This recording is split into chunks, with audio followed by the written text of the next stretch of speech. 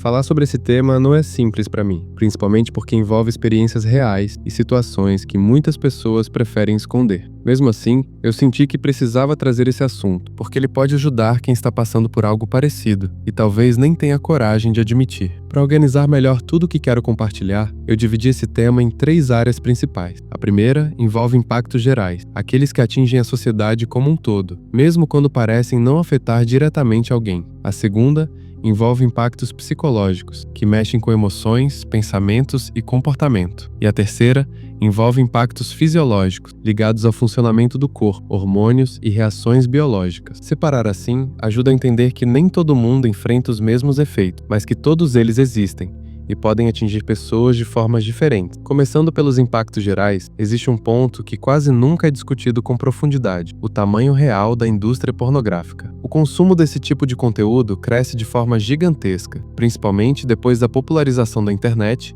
e do aumento do tempo que as pessoas passam conectadas. Esse crescimento gera lucros absurdos e alimenta uma cadeia que, muitas vezes, envolve exploração, principalmente de jovens que buscam dinheiro rápido ou reconhecimento. Um exemplo que mostra essa realidade aparece no documentário After Porn Ends. Ele não é perfeito, mas levanta debates importantes. Ele acompanha a vida de ex-atores da indústria adulta e mostra o que acontece depois que a fama acaba. Muitos relatam dificuldades financeiras, crises emocionais e uma sensação profunda de vazio. No início, existe promessa de independência, fama e dinheiro fácil, mas com o tempo, muitos percebem que o retorno financeiro real é menor do que parecia e que o custo emocional é muito maior do que imaginavam. Em 2020, esse consumo explodiu, e quando o consumo explode, a indústria cresce, e quando a indústria cresce, a exploração cresce junto. Talvez a maior crítica à pornografia não seja nem o ato em si, mas a estrutura por trás dele. Dados recentes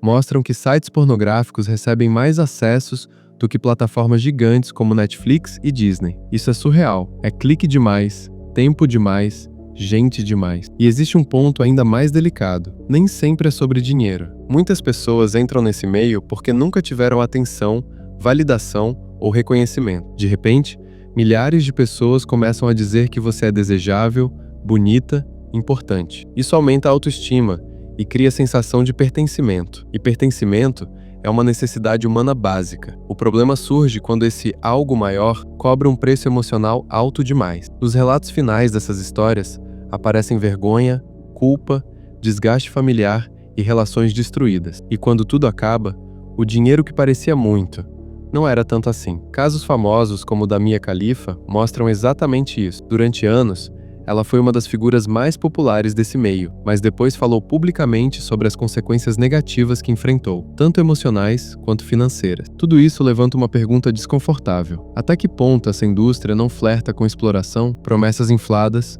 pouca transparência e pressão psicológica fazem parte desse cenário? E querendo ou não, quem consome também participa dessa engrenagem. Não é sobre culpar ninguém, mas sobre reconhecer que toda demanda sustenta uma cadeia inteira. E é aqui que entramos no problema psicológico, a segunda parte. Eu separei esse ponto em 3 efeitos principais: sobrecarga de dopamina, dificuldade de relacionamento e disfunção sexual. Depois de um tempo estudando e observando, eu percebi que os 3 são praticamente a mesma coisa, vista de ângulos diferentes. A pornografia moderna oferece algo que nunca existiu antes: acesso infinito, imediato e extremamente específico a qualquer tipo de estímulo imaginável. O cérebro humano simplesmente não foi feito para lidar com isso. Quando você expõe sua mente repetidamente a estímulos extremos, a dopamina dispara. Ela não é exatamente o hormônio da felicidade, mas é o combustível do prazer e da motivação. Exercícios físicos liberam dopamina, comer algo gostoso também, mas a pornografia pode gerar picos muito mais intensos. O problema não é o pico, é a queda depois. Quanto maior o pico, maior o vazio que vem em seguida. O cérebro começa a pedir estímulos cada vez mais intensos para sentir o mesmo prazer. O comum deixa de satisfazer, o real perde graça. Isso ajuda a explicar porque muitas pessoas passam a preferir uma tela a um encontro real. É mais fácil, mais rápido e mais intenso. E esse atalho pode virar vício. Com o tempo surgem ansiedade, apatia, dificuldade de conexão emocional e queda no desejo real. Relacionamentos começam a sofrer. Pessoas passam a ser vistas como objetos. O convívio social se deteriora. Não é exagero. Não é drama. Isso isola. Isso corrói lentamente. A terceira parte envolve os impactos fisiológicos. Muita gente diz que isso varia de pessoa para pessoa, e em parte sim, mas o corpo possui limites que independem da opinião. Um exemplo importante é o neurônio espelho, responsável pelo aprendizado por observação. Você aprende vendo, seu cérebro simula experiências. Quando alguém consome determinados estímulos repetidamente, o cérebro começa a registrar aquilo como padrão. Com o tempo, surge o desejo de levar fantasias para a vida real. Nem sempre isso acontece, mas a probabilidade aumenta. Quando esse desejo encontra resistência, surge frustração. Em casos extremos, pode evoluir para comportamentos agressivos. Muitos fetiches populares envolvem violência, dominação e dor. É uma linha muito fácil de ultrapassar. Além disso, estudos associam o consumo excessivo de pornografia à alteração do córtex pré-frontal, área responsável pelo autocontrole, tomada de decisões e regulação emocional. Menos controle pode gerar mais impulsividade e comportamentos agressivos. Isso não significa que acontece com todo mundo, mas mostra que o impacto pode ir além do emocional e atingir o funcionamento cerebral. Um exemplo conhecido é o ator Terry Crews, que já falou abertamente sobre como esse vício quase destruiu sua vida e seu casamento. Ele descreve isso como um problema real, com consequências reais. Para encerrar, eu queria responder duas perguntas importantes. A primeira é: eu acho que sou viciado. O que eu faço? A resposta honesta é difícil. Muito difícil. Seu corpo vai reagir. Vai existir abstinência. Vão existir dias ruins. Isso não significa fracasso. Significa que o corpo está reaprendendo a funcionar sem aquele estímulo constante. Conversar e desabafar ajuda muito. Comunidades como o NoFap reúnem relatos, apoio e pessoas tentando mudar. Outro espaço que pode ajudar é o Reddit Desabafos, onde muita gente compartilha experiências reais, dificuldades emocionais e pequenas vitórias. Ler histórias assim pode diminuir a sensação de estar sozinho nessa luta. E por último, mas talvez o mais importante, a fé. Eu sei que quando esse assunto aparece, muita gente torce o nariz. Eu não estou falando de religião como imposição, medo ou culpa. Estou falando sobre algo mais profundo, a sensação de não estar sozinho. Quando alguém está preso em um vício,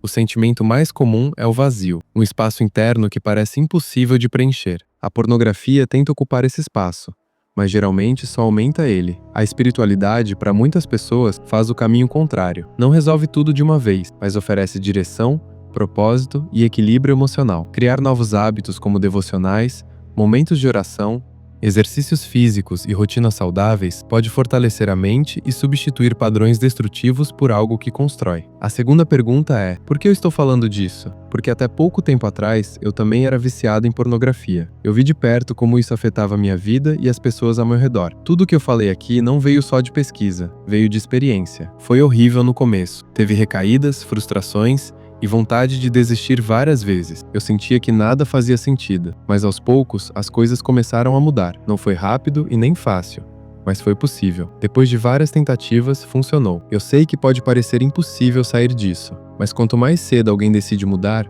mais cedo começa a se reencontrar. Pode demorar, pode doer, mas tentar mudar sempre será melhor do que permanecer preso. Se esse vídeo fez você refletir, já é um começo. Pensa nisso. Hey, what's up, Facebook family? How you doing? It's me, Terry Crews again. I just want to address some things real quick, man. The subject is dirty little secret, and for years, my dirty little secret was that I was addicted to pornography for years. Now, most of you who are on Facebook are using the internet, and it's kind of crazy because this thing has become a problem. I think it's a worldwide problem. But pornography, it really messed up my life in a lot of ways. And the thing is, it became a thing where I didn't tell anybody. I didn't tell anybody. It was a thing that it was my secret. Nobody knew, and that allowed it to grow. And it got bad. And when I say bad, some people deny. They say, hey, man, you can't really be addicted to pornography. There's no way. But I'm going to tell you something. If day turns into night and you are still watching, you probably got a problem. And that was me. It affected everything. I didn't tell my wife, didn't tell my friends. Nobody knew. But the internet allowed that little secret to just stay and grow. And it was something that, my wife was literally like, I don't know you anymore. I'm out of here. And that changed me. It